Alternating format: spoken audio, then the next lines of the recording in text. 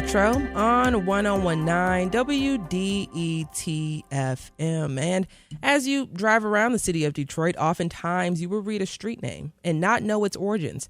For example, Cheyenne Avenue and Chippewa Avenue are reminders of the indigenous presence. For so many spaces in Detroit, the influence of the ancestral landholders persists. American Indians have been instrumental to the growth of the city of Detroit. And today, on Indigenous Peoples Day, the city of Detroit, in collaboration with the North American Indian Association of Detroit, Detroit Indigenous Peoples Alliance, American Indian Health and Family Services, and Southeastern Michigan Indians will host a celebration from 12 to 6 p.m. at Hart Plaza. It will honor Indigenous Peoples Day with cultural activities, including a powwow. Joining us now from Hart Plaza is Travis Schuyler, the program director with the North American Indian Association of Detroit. Travis, thank you for taking time out of your busy day to chat with us. Thank you all for giving us a moment to be on here. We greatly appreciate it. Of course. And I know, once again, it begins in like 7 minutes for you. So first things first, you're at Hart Plaza right now. Give us a little live look at today's festivities. As of right now, what I'm looking at, I'm at the riverfront, looking over at Windsor because it's beautiful. Appreciate my Canadian brothers and sisters. But as I turn around, I see Hart Plaza. I see my Native people from tribes all over Michigan and Ontario, New York, Pennsylvania, everywhere. We've all come here down into the heart of the city to celebrate our people and our culture all together. And what does it feel like to have so many people from so many different spaces and places just being there to celebrate the cultural significance and heritage of Indigenous people? It is, honestly, it's overwhelming. This started out as just like a minor conversation and I guess a little bit of a pipe dream, given that this hasn't happened in over 30 years. And now it's manifested into it's actually happened again. And I'm overwhelmed and I'm so excited and I'm so proud of our community coming together like this and doing this not only for ourselves but also for the city of Detroit as well too, and the non-native community, our brothers and sisters from other cultures and backgrounds, to come out here and celebrate with us and be a part of this with us.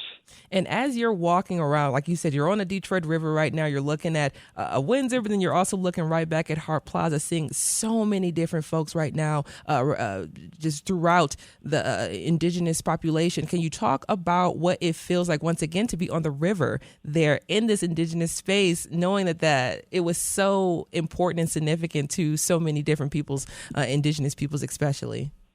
Again, it's powerful. This is the original homelands of the Potawatomi people. They're part of the Three Fires Confederacy. Also, their brothers are also the Ojibwe and the Ottawa, who still reside in Michigan through 12 federally recognized tribes here in this great state. So it is it's a coming home in a sense. Yeah. For some of us, if not most of us here, where most of us are Three Fires Confederacy. So this is where our people have come for generations to come handle business, trade, to figure out what our next move is, not only as individual communities, but as a singular community as well, too, what's beneficial for all of us instead of one. So now being here and having this event in general is, again, like I've said, I've probably said it a few times, it's overwhelming, but it really is, because this is acknowledging them, acknowledging the organizations that are here, and the people who worked in those organizations before I was born or even when I was a toddler. They're no longer here with us. They're over on the other side now. So this is another way that we can figure by showing our appreciation to them and honoring them and all their hard work that they've done for our Native community to give us something. Now it is our turn to give something back to them and the younger generation as well.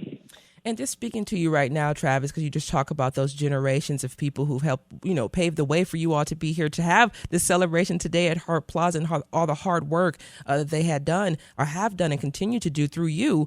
Just talk a little bit about what it means, especially for the youngest members of the Native community, to have this celebration happening in Detroit. It shows them that they're not invisible. Yes. It shows them that they're seen and they're heard, and we, as Native people, we see and hear them, and we respect them as well, too. And we want to give them the space to where they can practice their culture, engage in their culture, engage with their community, so they can see who their community is as well, too. We want them to know that they're loved and they're appreciated, and this is for them. And also, we want to share this with the non-Native communities as well, too, to educate them that we're not some mythical creature like some unicorn or something that has faded away into history books. We're here in the city every day. We walk by you every day. We work with you every day. We've helped build these buildings with you.